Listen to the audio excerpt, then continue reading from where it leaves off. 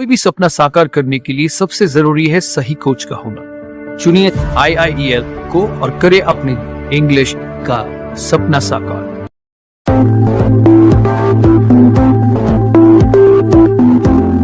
Dear students, let's start our today's class. चलिए अब हम लोग आज का क्लास शुरू करते हैं।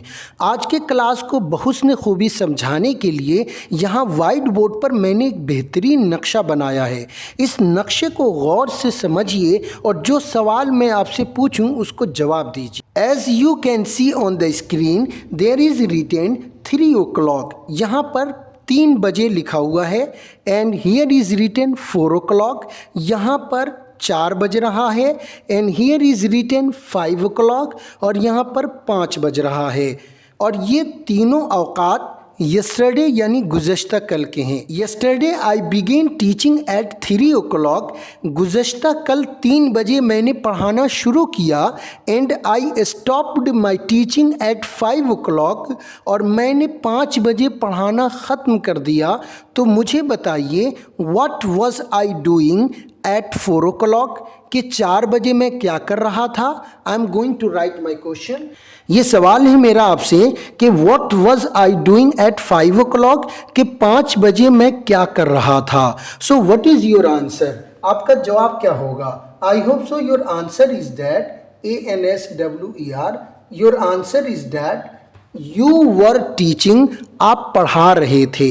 यस डियर स्टूडेंट्स, 3 बजे मैंने पढ़ाना शुरू किया, 5 बजे मैंने पढ़ाने को ख़त्म किया। इसका मतलब यह है कि 3 और 5 के बीच में आई वॉज टीचिंग, में पढ़ा रहा था। So you can answer you were teaching. आप पढ़ा रहे थे। डियर स्टूडेंट्स, ये एक ऐसे समय की हम बात कर रहे हैं यानी 4 बजे की, जिस वक्त कोई एक्शन ACTION एक्शन, कोई एक्टिविटी चल रहा था। ओके डियर स्टूडेंट्स, चल रहा था। Okay, so when you talk about any specific time at that time any action was going on is called past continuous tense. जब कभी भी आप किसी ऐसे मखसूस समय की बात करते हैं जिस वक्त कोई कार्य शुरू होकर चल रहा है, तो उस स्पेसिफिक टाइम के बारे में बातचीत करने के लिए इंग्लिश लैंग्वेज में पर्सनली पास्ट कंटिन्यूअस टेंस का प्रयोग करते हैं। पास्ट हमेशा माजी को बताता है और कंटिन्यूअस डियर स्टूडेंट्स इस्तिमरार को बताता है। Okay, so I am going to write इस्तिमरारी। और टेंस ज़माना है, तो टेंस का मतलब क्या होगा बताइए? ज़माना। यानी ज़माने माजी इस्तिमरारी के बारे में जब कभी भी आप बात करेंगे यानी किसी ऐसे समय, किसी ऐसे काम के बारे में आप बात कर रहे हैं जिस वक्त कोई एक्टिविटी, जिस वक्त कोई काम शुरू होकर के चल रहा था, तो उसके लिए डियर स्टूडेंट्स हम पास्ट कंटिन्यूअस टेंस को प्रयोग करेंगे। अब मैं आपसे पूछता हूँ, कल इंडिया और पाकिस्तान का मैच था। ठीक है डियर स्टूडेंट्स, गौर से कंडीशन को समझिएगा और सही जवाब दीजिएगा। गुज़िश्ता कल यस्टरडे इंडिया और पाकिस्तान का मैच था। ठीक है, और आप मैच देख रहे थे। मैच दिन के 3 बजे शुरू हुआ और वो मैच 5 बजे ख़त्म हुआ। तो मुझे ये बताइए कि आप 3:30 बजे क्या कर रहे थे? तो आप बोलिएगा definitely I was WATCHING watching the MATCH match. Okay, so you can say I was watching the match कि मैं मैच देख रहा था। मैं आपसे पूछता हूँ what were you doing eight 4 o'clock। अच्छा, 4 बजे आप क्या कर रहे थे? Your answer is same. आपका जवाब बिल्कुल सेम है, I was watching the match. मैं मैच देख रहा था। Very good dear students. मैं आपसे पूछता हूँ what were you doing at 4:30। आप 4:30 बजे क्या कर रहे थे? Your answer is the same. आपका जवाब बिल्कुल सेम है, I was watching the match कि मैं मैच देख रहा था। I am going to ask you again, what were you doing eight 4:45। आप 4:45 पर क्या कर रहे थे? Your answer is same. आपका जवाब बिल्कुल सेम है, I was watching the match कि मैं मैच देख रहा था। Yes, dear students, I want to make understand you that if you want to talk about any specific time, at that time any action was going on, कि उस वक्त कोई कार्य चल रहा था, उसको हम इंग्लिश लैंग्वेज के अंदर पास्ट कंटिन्यूअस टेंस कहते हैं। डियर स्टूडेंट्स, इस पास्ट कंटिन्यूअस की अलामत है रहा था, रही थी, रहे थे। इसमें रहा, रही, रहे ये कंटिन्यूअस को बताएगा। और ये जो लफ्ज़ में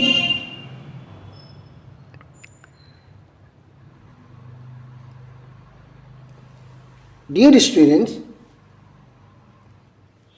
स्टूडेंट्स पास्ट कंटिन्यूअस टेंस की अलामत है रहा था, रही थी, रहे थे। अगर आप हिंदी और उर्दू ज़बान का कोई भी ऐसा जुमला बोलते हैं जिसमें ये अलामत पाई जाए, मसलन उस जुमले के आखिर में रहा था, रही थी, रहे थे वगैरह पाया जाए, तो आप आंख बंद करके समझ जाइएगा कि ये पास्ट कंटिन्यूअस है।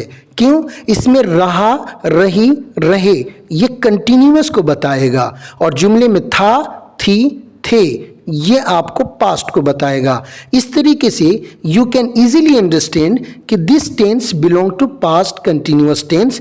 आप आसानी से समझ सकते हैं कि ये जुमला पास्ट कंटिन्यूअस टेंस का है। जैसे मैं अब आपके सामने उर्दू और हिंदी ज़बान के कुछ जुमले बोल रहा हूँ, आप कमेंट बॉक्स में फटाफट उसका टेंस बताएं प्लीज़। जैसे मैं सो रहा था, ये कौन सा टेंस होगा dear students? Past continuous tense. Why? क्यों? इसलिए कि रहा ने दलालत किया कंटिन्यूअस पर और था ने दलालत किया पास्ट पर, दोनों को जोड़ा तो पास्ट कंटिन्यूअस हो गया। इसी तरीके से अगर मैं ये कहूँ कि वे लोग खेल रहे थे, ये कौन सा टेंस होगा?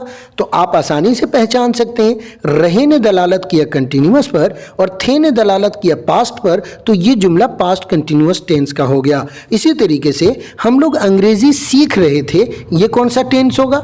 Definitely you can tell me, आप आसानी से मुझे बता सकते हैं कि ये भी पास्ट कंटिन्यूअस टेंस का है। क्यों? इसलिए कि यहाँ पर रहे ने दलालत किया कंटिन्यूअस पर और थे ने दलालत किया पास्ट के ऊपर। ओके, तो ये पास्ट कंटिन्यूअस टेंस हो गया। मेरी वालदा खाना बना रही थी, ये रही ने दलालत किया कंटिन्यूअस पर और थी ने दलालत किया पास्ट पर। I hope so you can easily define which sentence of Urdu and Hindi language belongs to past continuous tense. Dear students, let's understand what is English symbol to define past continuous tense. चलिए अब हम समझते हैं कि past continuous tense को समझने के लिए अंग्रेजी अलामत क्या हो सकती है। स्टूडेंट्स चलिए इसे भी हम आसानी से समझ लेते हैं। अंग्रेजी की कोई भी इबारत आप पढ़ रहे हैं, चाहे आप किसी अंग्रेजी की किताब को मुताला कर रहे हैं, कोई न्यूज़पेपर पढ़ रहे हैं, कोई मैसेज पढ़ रहे हैं और उस इबारत में आपको WS was या WERE वर नज़र आया, तो ये बात ध्यान में रखिए कि ये वज़ और वर फौरी तौर पर हमें पास्ट को बताएगा। जहाँ कहीं भी वज़ और वर आएगा ये पास्ट को बताएगा। और डियर स्टूडेंट्स उसके बाद गौर व फिक्र करना है कि क्या वज़ और वर के बाद ING फॉर्म भी आ रहा है या नहीं। अगर आपके सामने वज़ और वर के बाद ING फॉर्म भी नज़र आ जाए तो आंख बंद करके आप उसको कंटिन्यूअस तस्वर करिएगा, क्योंकि जहाँ कहीं भी ING आता है वो हमेशा कंटिन्यूअस को ही बताता है। तो ING फॉर्म दलालत करेगा कंटिन्यूअस पर और ये वज़ और वर दलालत करेगा पास्ट पर। इस तरह ये जुमला पास्ट कंटिन्यूअस टेंस का होगा। और वज़ और वर से पहले हमेशा जुमले के अंदर हमारा सब्जेक्ट आएगा। ओके डियर स्टूडेंट्स, तो subject plus was were plus ING form यही पास्ट कंटिन्यूअस की अलामत है, यही पास्ट कंटिन्यूअस का स्ट्रक्चर है, यही पास्ट कंटिन्यूअस टेंस बनाने का तरीका है कि वो तमाम जुमले जिसके आखिर में रहा था, रही थी, रहे थे पाया गया है, उन जुमलों का जब हम अंग्रेजी तर्जमा करेंगे तो सबसे पहले उस जुमले के सब्जेक्ट को डिफाइन करें। अगर हमारा सब्जेक्ट सिंगुलर है तो सिंगुलर सब्जेक्ट के साथ हम लफ्ज़ वज़ को प्रयोग करेंगे। फॉर एग्जाम्पल अगर हमारा सब्जेक्ट ही है या फिर बोलो डियर स्टूडेंट शी है या बोलो इट है या फिर नेम है, तो इन सब्जेक्टों के साथ आप वज़ को प्रयोग करेंगे और वज़ के जस्ट बाद आपको ING फॉर्म प्रयोग करना है। जैसे कि मैं सो रहा था, I was sleeping, वो खेल रहा था, he was playing, वो खाना बना रही थी, she was cooking, वो काम कर रहा था, it was doing। नेम की जगह पर खुर्शीद सर पढ़ा रहे थे, Khurshid sir was teaching. Okay dear student, अगर ये जो सब्जेक्ट बिल्कुल शुरू में आ रहा है ये सिंगुलर के बजाय प्लूरल है, क्या होता है प्लूरल सब्जेक्ट? जैसे कि वी, यू, दे और नेम्स। ठीक है। तो प्लूरल सब्जेक्ट के साथ वी यूज वर, हम प्लूरल सब्जेक्ट के साथ किसको प्रयोग करते हैं डियर स्टूडेंट्स?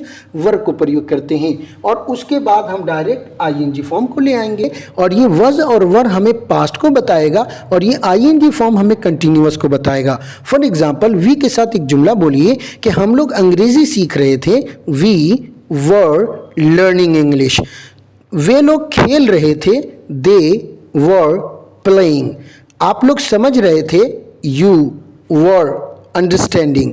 जैद अमर बकर शोर मचा रहे थे, Zaid Amar Bakar were making a noise. Okay dear students, I hope so इस चैप्टर को समझने के बाद आप पास्ट कंटिन्यूअस टेंस के सैकड़ों और हजारों जुमले आसानी से बोल सकते हैं, लिख सकते हैं और पास्ट कंटिन्यूअस के जुमलों का सही ट्रांसलेशन और सही तर्जुमा आप कर भी सकते हैं। डियर स्टूडेंट्स, ये जो चैप्टर अभी मैंने आपके सामने समझाया है, ये चैप्टर दरअसल हमारा एसेंशियल इंग्लिश ग्रामर, ये जो एसेंशियल इंग्लिश ग्रामर है, इसका ये 13 नंबर वाला सबक है। जैसा कि आप देख पा रहे हैं, I was doing past continuous tense. Okay, और जो नक्शा मैंने आपको व्हाइट बोर्ड पर बनाया था वो नक्शा आप किताब में भी देख सकते हैं। डियर स्टूडेंट्स, ये चैप्टर एक दफ़ा मैंने अपनी किताब मुंतखब अंग्रेजी ग्रामर के चैप्टर नंबर 23 में भी समझाया था और यही चैप्टर हम एसेंशियल इंग्लिश ग्रामर के चैप्टर नंबर 13 में भी पढ़ेंगे।